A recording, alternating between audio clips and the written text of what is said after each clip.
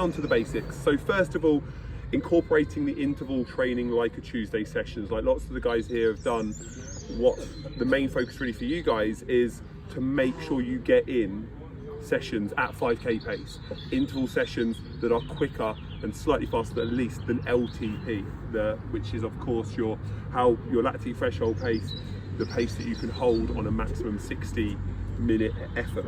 So incorporate your interval training to improve your speed and just your overall fitness. Secondarily, we have to also alternate between that high intensity work and the lower, easier pace runs. I mean, this sounds very basic, sounds obvious, but with this in mind, that incorporates not just slow, steady Sunday runs, but the rest in between.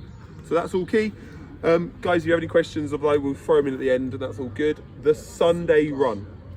This should be the main run of your week. You should put that one in there, whether that is easy, steady, or Personify based run with like a social, etc. and so forth. That should be the bread and butter, easy for me to say, of your week. Make sure you put that into your training week. If you start to let that drop out, then what will happen is that aerobic capacity will drop out too. So look to do that as a minute's time on feet run or anything from that side of things, and increase the mileage gradually with this. So look at the mileage as a weekly amount rather than just a one-off run, a Sunday run, etc. Look at how much volume you're putting in, and when you're looking at your 5Ks, specifically between 22 minutes and 17 minutes, for example, good shout Luna, is that you want to be looking at somewhere between 40 and 70 miles of running consistently through that main section of your block. If that sounds like too much at the moment, then the likelihood is your current 5k pace is closer towards 22, 23, 24, 25 minutes. So it is important to start to tie that in, but also note that will help just make that transition to the 10Ks, the half marathons and so forth. Cool. Consistency is number one. So a lot of people find they get injured, they go through the roller coaster of training.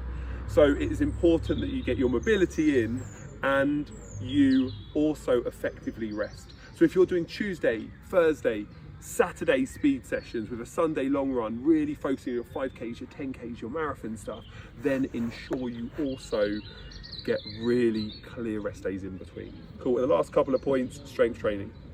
So typically with the strength training, we heard Will mention it already, but it helps to reduce the cramping on the endurance running.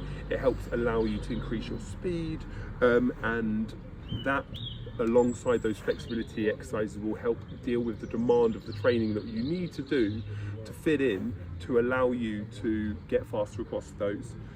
The key things that's helped me is the specific pace work. So let's say you're coming up to a half marathon, make sure you zone into the half marathon sessions in that 4-week window as you're building up towards it.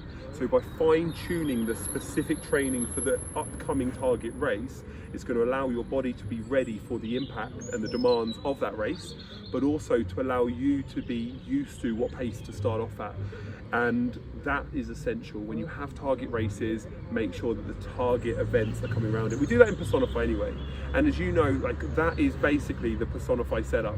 Your mobility, your strength, your intervals and your longer runs, and it caters for it. But each season, you'll notice that we're just tuning into the more specific sessions for the upcoming events that we have, the upcoming championships we have. So that's all really key, guys.